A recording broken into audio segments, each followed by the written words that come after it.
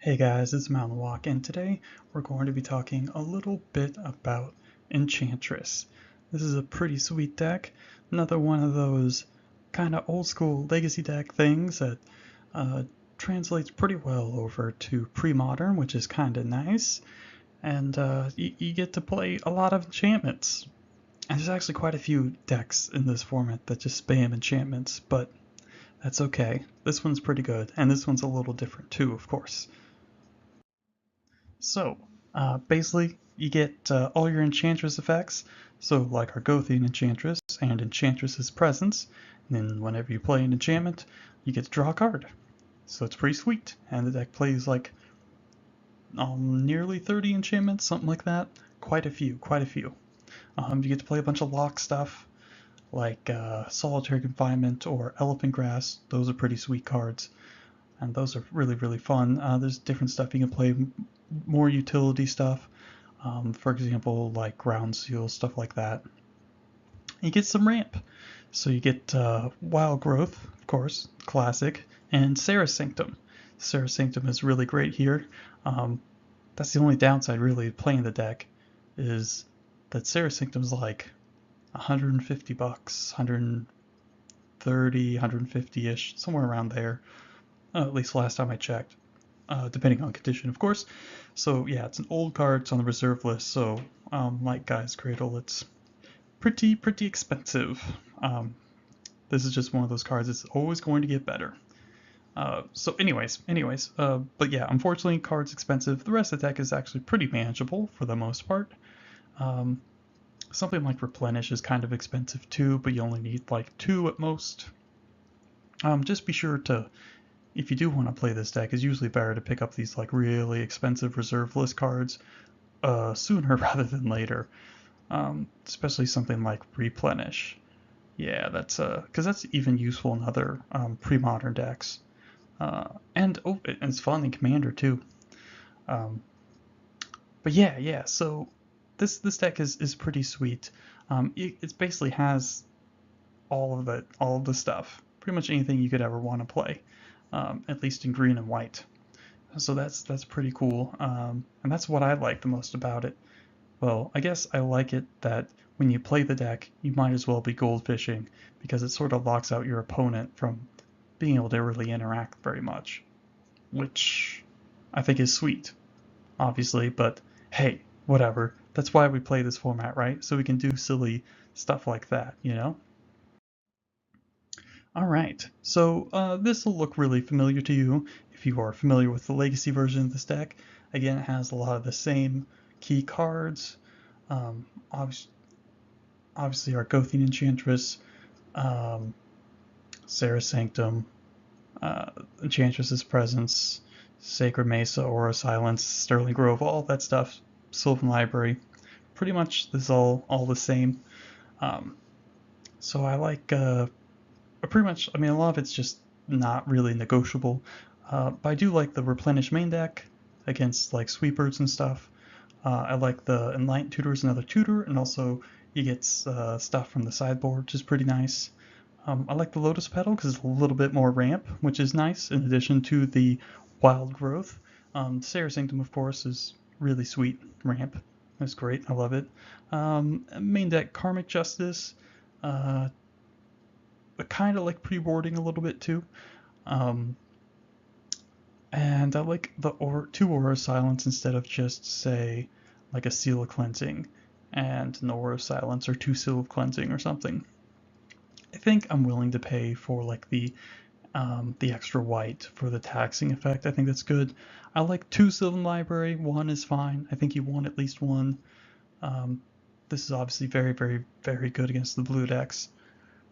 Let's see. I like the Singleton Exploration. I mean, you could play more than one, but I think you really get the like get at least one exploration is really good. Because when you're drawing a ton of cards, you'll be able to play obviously an extra land. Very nice. So instead of Words of War, which is often, or at least was the kill in some of the legacy versions, Words of Wilding, which is just the same thing, but it's green, so it's on color. That's the main color, and it makes bears. So you can play it early and make bears early, or like late game, you can just flood the board with with lovable, cuddly 2/2 grizzly bears. And then of course Sacred Mesa, which plays very, very well with Serra Sanctum, which is sweet. Yeah, I love Sacred Mesa. That's always good. I love get the Pegasus tokens. There's ones from like Unglued. There's ones from when Sacred Mesa was in like one of the commander decks. They had Pegasus tokens. That's pretty sweet. I have a Sacred Ground main deck, kind of a sort of again another sort of like pre-boarding kind of thing, just against like Wasteland. So if they want to waste your Serra Sanctum, or I guess like your Brushland too, this sort of protects you against that. But I can see that being Ground Seal instead. Ground Seal is a little better, obviously, just because it cantrips naturally. Um, so yeah, kind of not really sure what would be the best there. There's all sorts of random things. I even thought of maybe playing like one or two plows main deck just to sort of use those to bridge the gap, stem the bleeding until you're able to set up your engine. But yeah, everything else, nothing too out of the ordinary. Got them solitary confinements. Sideboard is plows for decks that want to bring out lots and lots of dudes. Crypts against graveyard decks. Sabo's Web against Landstill. Cop Green against, well, green decks. I know, this is tough. Look at all these color hoses. What is Warmth good against? What is Sphere of Law good against? Yeah, I guess I don't need to go over those. City of Solitude's also just like Choke, just anti-blue stuff. Um, and then Humility, again, basically just kind of like against decks that want to play big old fatties and stuff. Against stuff like Reanimator, I think that might be pretty good. Although obviously you don't want too many because it shuts down your Argothian Enchantresses, so that's not super useful. But I thought, oh, maybe this will be interesting. Maybe I'll try this. So yeah, there's all sorts of things you could play. I was even thinking about playing like a one-off crop rotation main deck to get your Serra Sanctum. Thought that might be kind of interesting, but I was just like, I'll just go with just to see how it works as is. So, decks a little weak versus combo decks. That's unfortunate. Um, yeah, that's a lot of the stuff you're doing doesn't always affect them, and especially if they have like, like a Chain of Vapor or something for like your solitary confinement, you're kind of dead in the water. So that's unfortunate. Yeah, and confinement is kind of your main piece of interaction against the combo decks. So if that's gone, then you can't really do much. So that's not good. So if they duress it, oops, you're gonna be in a lot of hot water.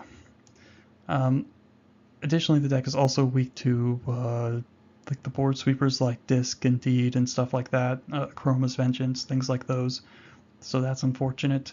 But it just comes with the territory. You need a lot of these permanents in play to ramp up your Serra's Sanctum, and then to draw more cards, you need multiple Enchantress effects. So there's no way to really avoid that kind of thing. And of course, sideboard stuff like Tranquility, that's a big problem too. Again, some of this is mitigated by Replenish, as well as like if you play Ground Seal, they won't be able to screw with your enchantments in your graveyard, especially if you have a solitary confinement in play. So your graveyard cards in your graveyard have Shroud, then you'll have Shroud, so then you'll be totally protected. Yeah, so that's kind of the problem. So like combo decks can potentially be a pain, can be an issue. Also, the deck has kind of a lot of moving parts. So if people put a stick in your spokes at the wrong time, then you're gonna crash. Is that the right metaphor? The stick and the spokes? Maybe that's just like the thing, the image macro where the person puts the stick in their own bike wheel and then they blame it on someone else. I don't know. That's what I was thinking of. Yeah, so the deck is sort of like this. Lots of moving parts. So if someone takes one out, the whole house of cards kind of sort of falls apart. So if like you get edicted or whatever, and your Argothian Enchantress dies, and it's your only Enchantress effect, you're kind of SOL. Especially if you have like if you're playing your solitary confinement, and they edict you in response, and then you're sort of like, shoot, I hope I have another one of these. Otherwise, you're gonna be sad. So that's kind of a problem. So yeah, any sort of like counter magic or discard and stuff can like screw you over for a bit until, you know, and it can buy them enough time for them to deal you 20 before you can get your whole big old Rube Goldberg enchantment thing going. So that's just how it is. You know, that's kind of the issue with some of these board control decks, at least these ones, like this and some of the other enchantment heavy ones. You kind of need like all these different cards in play to really sort of lock the game up. But that's okay. This deck's fun. I like it a lot.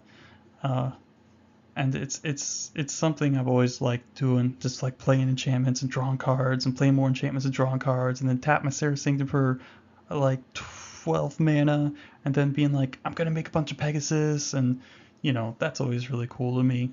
So just do more of that, and that's why I like the deck. So if you guys like doing all of those things, and don't mind kind of like lopsided, wonky matchups, it feels like you're really good. I've always felt pretty good against just random decks with creatures and beating down and stuff, and especially if they're not particularly fast. I was like, oh, I can deal with this. This is not a big issue. Especially if they give you time to land your solitary confinement and just start drawing cards or whatever, and then easy peasy, you know, lemon squeezy. So that's it for today, guys. So hopefully you like Rebecca Guay and more Rebecca Guay art. I think that's how you pronounce her last name, because she's on Enchantress's presence, so that's amazing. So you just can't lose. You just can't lose. So that's it, guys. Thanks for stopping by, and have a great day.